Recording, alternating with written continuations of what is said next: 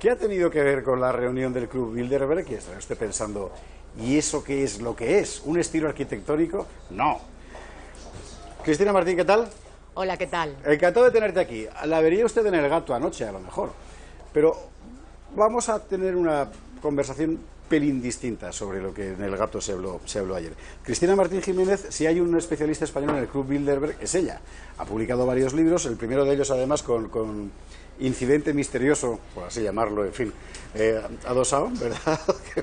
Mucho misterio detrás de Bilderberg. Mucho misterio. Y Los Amos del Mundo es un magnífico libro porque, le voy a contar una cosa, seguramente no hay nadie menos conspiranoico que yo en el mundo, pero sería esta la primera época de la historia de la humanidad en la que no hubiera conspiraciones. Siempre las ha habido y cualquiera que se dedique a la historia las conoce porque las cuentas, ¿no? Bueno, el Club Bilderberg desde hace unos cuantos años es uno de los permanentes objetos de referencia en esta materia, como lo fue antes de ayer la trilateral, y en otros tiempos pues, se podía hablar de la masonería, etcétera. Que, insisto, se les han recubierto de una especie de retórica contraofensiva que hacen que tú digas masonería y la gente diga, ¡ah, un conspiranoico! Recuerdo que en la Segunda República Española, por ejemplo, la mayoría absoluta de las cortes eran masones, pero no lo decían ellos, no era ningún misterio. Bueno, ¿qué es el Club Bilderberg, mi querida Cristina? Esa es la pregunta del millón. Empezamos bien. Y podríamos estar horas y horas debatiendo y explicando y sacando tramas para que las personas que lo desconocen por fin tengan una idea clara de qué es el Club Bilderberg, pero intentemos sintetizarlo. Es la estructura de poder que ha dominado el mundo, que ha planificado el mundo después de la Segunda Guerra Mundial. ¿Qué logra el Club Bilderberg que no logran otros? O lo que yo llamo Club Bilderberg. El Club Bilderberg es una articulación de distintos centros de poder compuestos por los medios de comunicación globales, la CIA, el FBI, todo lo que son los servicios secretos estadounidenses y parte de los europeos. También forman parte de esta estructura la realeza y la aristocracia española. Después está también el poder político y el poder financiero. Vamos por partes. Uno, ¿por qué dices que desde la Segunda Guerra Mundial, cuando después de la Segunda Guerra Mundial hemos conocido otros centros de poder, digamos, transnacional? Porque ellos son los que articulan y crean esos centros supranacionales. Sí, pero hablemos de fechas. ¿Cuándo aparece como tal? ¿Cuándo nace? ¿Cuándo se puede hablar ya de Club Bilderberg? Podemos empezar a hablar de los cimientos del Club Bilderberg en el año 1948, con el movimiento europeísta y el Congreso de La Haya. Es decir, movimiento paneuropeo, Calergio, todo Habsburgo, todo eso. Exactamente. Y ahí está el señor Rettinger, que es el secretario de ese Congreso de La Haya, que organiza ese congreso y que después organiza el Club Bilderberg para poner en conexión los grandes capitales, los grandes políticos del momento, los medios de comunicación, en una reunión que se llamó la Conferencia Bilderberg, que se celebra en el Hotel Bilderberg en 1954. Que se llama así por eso, hay que recordar que estamos hablando del nombre, es un sitio físico. Exactamente, que era propiedad del príncipe Bernardo de Holanda, que él no es el ideólogo, como algunos escriben o como algunos pueden. El ideólogo es este señor polaco, él es el anfitrión en relaciones públicas del club. Bien, te hago un paréntesis. Estamos en 1948, el mundo acaba de verse barrido por la Segunda Guerra Mundial, son muchísimos los que, desde latitudes ideológicas enteramente contrapuestas, coinciden en que esto no puede volver a pasar, y entonces empiezan a imaginar formas de llegar a acuerdos internacionales, crear estructuras lo suficientemente sólidas como para que la guerra no vuelva a ser posible. En Europa se mueven Schuman, Monnet, De Gasperi, etcétera, tratando de encontrar, en fin, ese tipo de acuerdos. Es decir, hay, por así decir, un movimiento de opinión para que no pueda haber otra vez guerra. Y lo que se les ocurre a muchos de ellos es recuperar la idea del Estado mundial kantiano y tal, un libro de Junger, por ejemplo, del Estado mundial. Creemos estructuras transnacionales. Hasta ahí.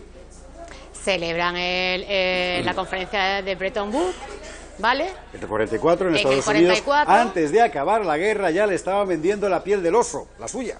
Bueno. Allí está el señor Rockefeller como consejero, y están muchos de estos personajes que aparecerán luego en Bilderberg, y crean la ONU. Crean el Fondo Monetario Internacional, el Banco Mundial, todas esas tramas que confluyen todos los años en la reunión anual del Club Bilderberg, pero que están trabajando durante todo el año. Es decir, que entonces recomponiendo tenemos, por ponerle, porque estoy haciendo todas estas preguntas, Cristina, me vas a perdonar, porque yo es que soy de los de Santo Tomás del Dedo. Ay, yo. ¿Sabes? Entonces, claro, uno dice, Club Bilderberg, y se imagina un montón de gente misteriosa que se reúne en un sitio para empezar a mandar. Es al revés, es decir, es la gente que manda que se va a un sitio para organizarse. Y a donde se va no es nada misterioso, sino que es, como decir, transparente, todo el mundo sabe quiénes son, precisamente porque tienen ese poder. Se reúnen y no van a hacer nada oculto o malo o siniestro, sino que precisamente van en nombre de poderes, en principio, legítimos. Bueno, pero de transparente nada, ¿eh? Ahí es donde estamos, claro. Es decir, ahí se está dando en la llaga, ahí está dando claro, en la llaga. Exactamente. Y a partir de aquí es cuando la cosa se complica, porque hasta este momento esto es simplemente una reunión internacional de gente que manda mucho, que tiene todo el sentido del mundo que lo hagan, porque tienen que ponerse de acuerdo. La cuestión es cuando esa gente que manda mucho empieza a ponerse de acuerdo en tomar decisiones que les interesan a ellos y que no comunican a los pueblos sobre los que descansa su legitimidad. Precioso lo has dicho. Yo ya no sé qué hago yo aquí hoy. Y aquí se complica la cosa, venga. Entonces, ¿a partir de cuándo se complica la cosa? A partir de cuándo se complica la cosa, pues la cosa, Javier, realmente para Bilderberg se está complicando ahora. Porque mira, en el año 73 dijo el premio Nobel de Medicina, el señor Lorenz. Conrad Lorenz, efectivamente. Exactamente. Gran etólogo. Bueno, es que él inventa. Bueno, él inventa la etología, ¿no? No, la etología no. La etología. La el ciencia. Señor ese de la barba blanca y las hojitas detrás, ¿ha visto usted la foto 1000 veces? La ciencia del comportamiento. Entonces, empiezan a decirnos que el comportamiento se puede medir. Es verdad. Y que depende del mensaje que tú envíes a las personas, a los individuos, a la colectividad, pues van a tener un comportamiento u otro. Bueno, eso ya se estaba estudiando en la universidad, en la escuela de Chicago, ¿vale? Por los europeos que habían huido de la guerra y que estaban financiados por el señor Rockefeller. Entonces aparece el paradigma de Laswell, que dice que en el mensaje hay que estudiar, en la comunicación, en la ciencia de la comunicación, hay que estudiar distintos elementos. Uno es quién envía el mensaje, qué dice, por qué canal, con qué efectos, ¿vale? Y esa es la propaganda, la ciencia de la propaganda. Entonces, ahora mismo, lo que está pasando, y uno de los temas que se ha tratado en la reunión de la semana pasada, es la guerra de la información. La propaganda, por primera vez, en 63 años, 64 años que lleva Bilderberg, por primera vez se ha encontrado con un gran problema, y es que los mensajes que está lanzando la sociedad, la gente ya no se los cree. Qué interesante es esto. Pero me parece que nos acabamos de saltar alegremente 40 años de historia. Y como tenemos tiempo, porque esta tortura a la que te estoy sometiendo va a durar todavía un cuarto de hora más, querría completar los huecos. Es decir, Bilderberg se articula como un, digamos, escenario de encuentro de gente poderosa desde muy temprano. Y todo este tiempo permanece. Sí, con mucho éxito. Ajá. Con mucho éxito. Por ese escenario empieza a pasar gente muy distinta que a su vez pertenece a otras, llamémosle, tramas de poder transnacional, como la trilateral en su momento. O ese la tipo crean de cosas. ellos, la crea Rockefeller, para meter, porque Rockefeller hay un momento que quiere invitar a los japoneses a Bilderberg, y los europeos y los norteamericanos se niegan, entonces él crea la trilateral. Claro. ¿Por qué Rockefeller está tan metido en Bilderberg? Bueno, es que no te puedes imaginar, yo presento la semana que viene una tesis doctoral en la que analizo los medios de comunicación y Bilderberg, ¿no? Los vínculos de propiedad que existen. Es una tesis estructural. Y es sorprendente cómo Rockefeller es tan desconocido por las personas, que nos parece que simplemente es un señor rico, y la trama, la revolución cultural que provoca. O sea, todo el arte del siglo XX es el señor Rockefeller. El MoMA es la antigua casa de la familia Rockefeller. O sea, que el arte sea el antiarte, que vayamos a Arco y nos encontremos con un bidel están puestos en la pared y que eso nos quieran hacer creer que eso es arte. Eso es el señor Rockefeller financiando eso que tú dices, a sus artistas rocambolescos, porque este señor lo único que ha tenido es dinero. Una cosa que yo siempre he defendido es que el hecho de que tengan o que se autocalifiquen como los sabios no les da la capacidad de ser sabios, ¿no? No se lo otorga. Lo que han tenido es muchísimo dinero para poder comprar a mucha gente, para poder planificar y diseñar el mundo que a ellos les venía bien, pero de sabios nada. Cristina, yo sinceramente creo que no son sabios, no hay más que ver cómo va el mundo. Ahora bien, no es solo dinero. Es decir, hay una orientación ideológica muy concreta. Es como lo que pasa con Soros. O sea, Soros no es solo un millonetis, es un idealista millonetis. O sea, él tiene una idea del mundo, que a mí me parece descabellada, pero que es la suya. Eso es peligroso. Y pone toda su fortuna al servicio de esa idea. Y es lo que le hace poderoso. Si no, sería simplemente un rico. Pero no, claro, lo que le hace poderoso es todo lo que no es dinero. Digamos, todo lo demás. Los medios de comunicación, la cantidad de agencias, de fundaciones, de asociaciones que dependen de ti, la cantidad de gente que repite el mensaje que tú quieres, ¿no? Exactamente, pues cada una de las personas que está en Bilderberg son consejeros de muchísimas empresas. O sea, pueden ser consejeros de un medio de comunicación, o sea, por ejemplo, es que no te puedo desvelar porque es la tesis, no te puedo desvelar. Pero pongamos un ejemplo así, no quiero poner de una persona, no puedo poner de una persona, El día que se publique, el primer sitio donde va a venir a contarlo es aquí. Te lo voy a contar porque la gente lo va a ver muy bien, porque tengo hecho cuadros y esquemas para que se vea todo muy claro, ¿no? Pero una misma persona puede ser consejero de un medio de comunicación, al mismo tiempo puede ser consejero en una industria de guerra, del petróleo, al mismo tiempo está construyendo misiles, al mismo tiempo está construyendo, fabricando papel y alimentos, es que están en todo. ¿Por qué hablas de Juan Luis Cebrián? ¿Por qué hablas de Juan Luis Cebrián?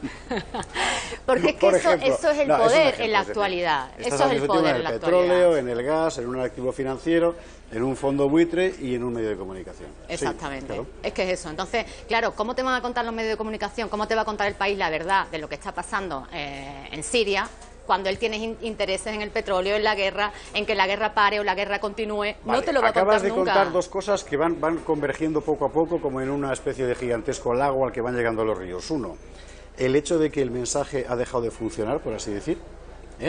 Dos, el hecho de que ahora ya es perfectamente perceptible, pues sencillamente porque no se puede negar, lo que llamaba Max Weber constelación de intereses, que cada vez son más el mismo, porque hasta hace relativamente poco los ámbitos de la comunicación, de la banca, de la industria y de no sé qué, todo el mundo sabía que estaban, como decir, en abierta promiscuidad, por decirlo así, pero que eran distintos. Ahora, hace un tiempo que ya no, y es evidente que ya no. Vamos a ver, ¿cuánta gente ha visto usted hoy, por ejemplo, en España, criticar al Santander en medios de comunicación por el asunto del Popular? A que ninguno, solo aquí. ¿Por qué? Porque no hay publicidad del Banco de Santander. Es así. Bueno. Los condicionantes Entonces, del periodismo. Claro, tenemos dos ríos, pues. Esos condicionantes se extienden también, claro, al mundo político, porque me imagino que a partir de este momento uno no puede tomar ninguna decisión pública que vaya a lesionar a ninguna parte de la constelación. Claro, es que ese es el complejo que se ha creado, ¿no? Por eso hablaba yo antes de estructura de poder, porque si antes tú veías claramente quién era el que mandaba en un país, ya no sabes quién manda. O sea, la estructura de poder está oculta, muy ramificada, y eso se le llama la globalización. Lo que está ocurriendo es que hay una concentración de poder en pocas manos, que es lo que estamos contando, un mismo consejero, una misma empresa y diversidad. O sea, estamos en concentración de poder cada vez, las empresas, las tomas de decisiones en menos manos y la diversificación. O sea, estoy fabricando papel, estoy fabricando periódicos y estoy fabricando bombas. Es una revolución política formidable, porque al fin y al cabo el liberalismo se levanta contra el poder del monarca porque era un tirano para limitarlo. Y de acuerdo todo el mundo.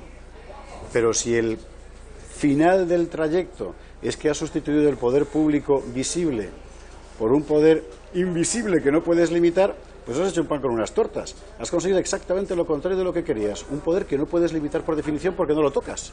Y no sabes quién es, contra quién te quejas. O sea, en la crisis, que yo en mi libro Perdido cuento cómo hicieron la crisis, o doy en base a mi investigación periodística, y cuento cómo están haciendo la Tercera Guerra Mundial, que también es un tema muy interesante de tratar.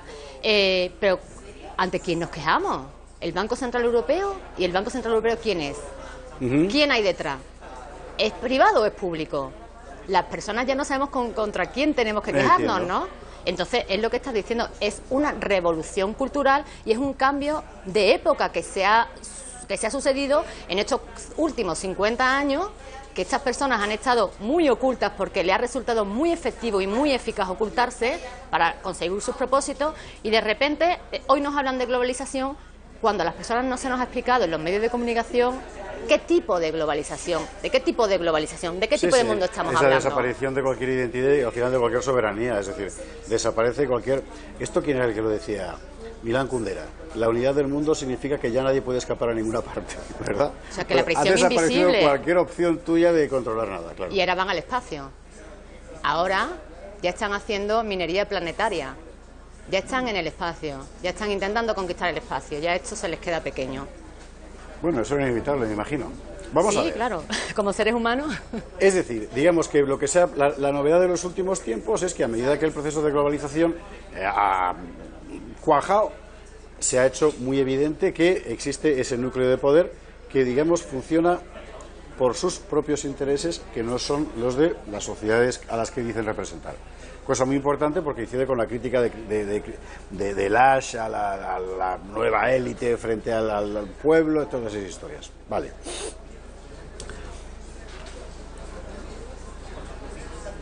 ¿Cuántos españoles, de qué tipo y por qué forman parte de esta estructura? ¿Cuántos españoles? Pues España llega tarde a Bilderberg, porque cuando Bilderberg se funda, aquí había un autoritarismo, llamémosle así, ¿no?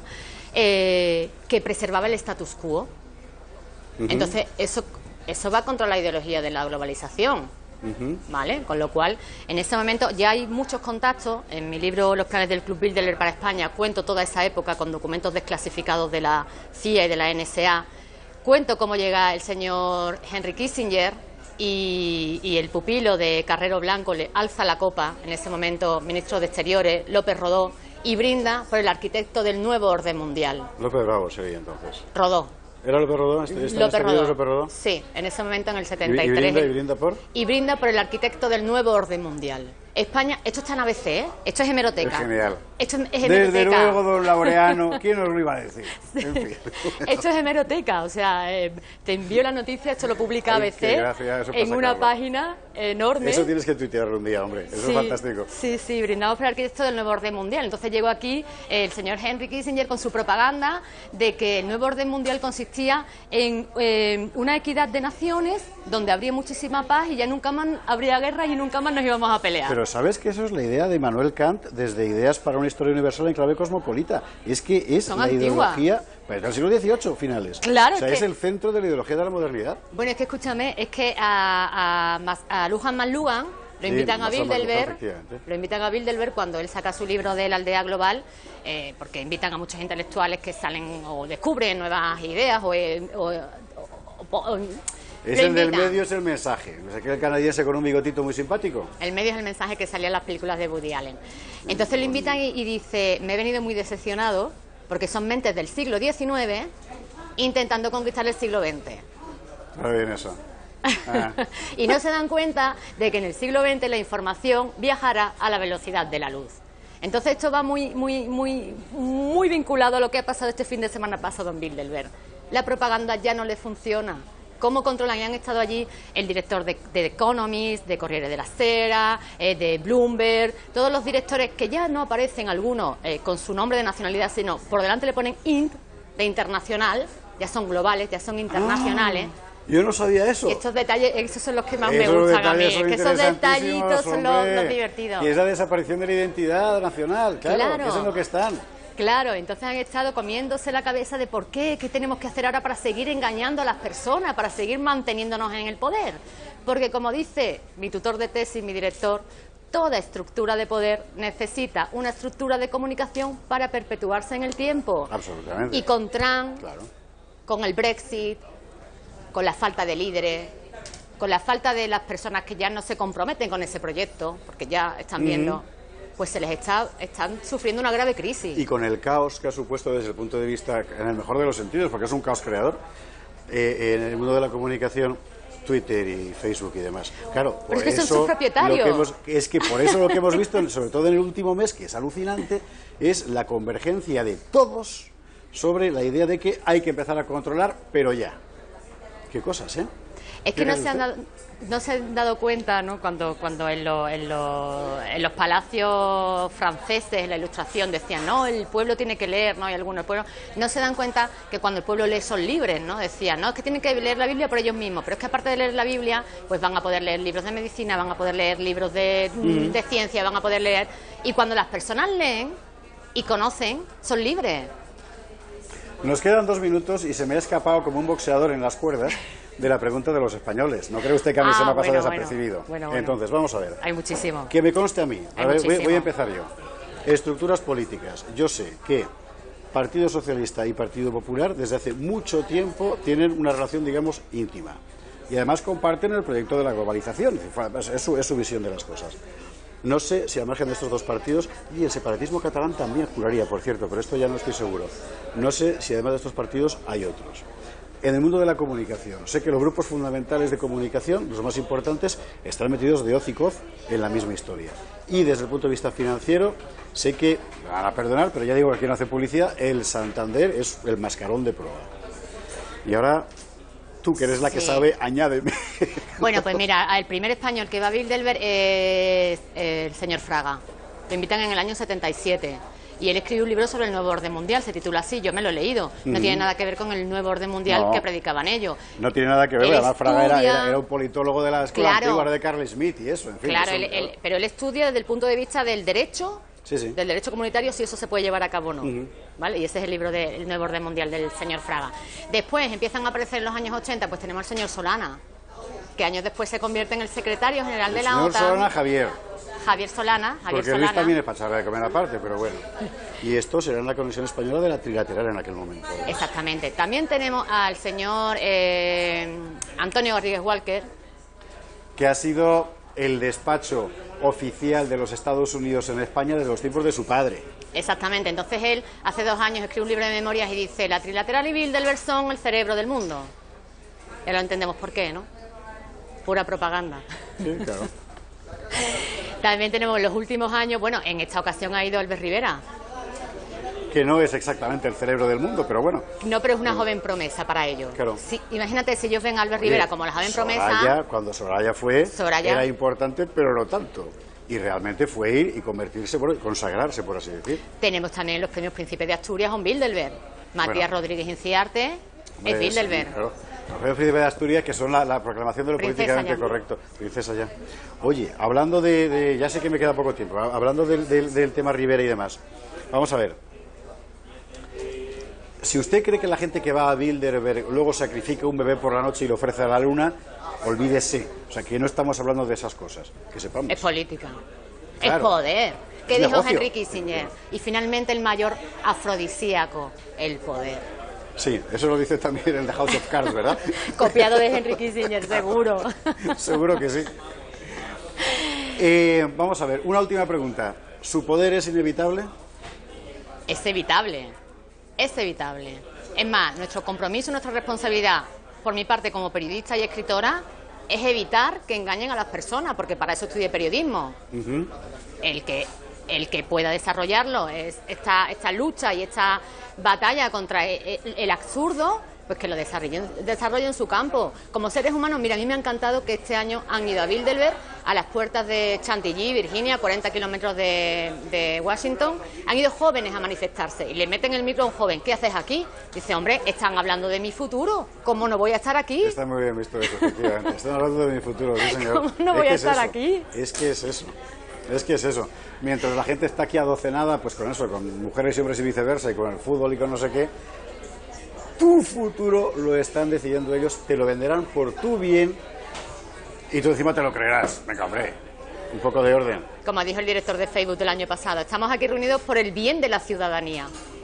El director de Facebook, Peter Thiel. Ya se gusta aquello de l'état c'est moi, pues es un poco lo mismo. Cristina Martín Jiménez, los amos del mundo. Los planes del Club Bilderberg para España, que no salgo yo, pero da igual, es importantísimo. ¿Y quién maneja los hilos del poder? Perdidos los planes secretos del Club Bilderberg, entre otras obras. ¿Vas a firmar este fin de semana en la feria? Sí, mañana voy a estar en la feria. Mañana sábado. Mañana de 12 a 2 en la caseta 156. ¿Tú vas a estar? Yo estoy el domingo. De 12 a 2 en la caseta 74. Pero aquí la que ha venido a hablar de su libro es ella. Entonces, mañana, Feria del Libro de Madrid. Cristina, muchísimas gracias, de verdad. Gracias a ti. Ahora, si ves un coche negro grande ahí en la puerta, ya sabes quién es. Publicidad. Volvemos enseguida.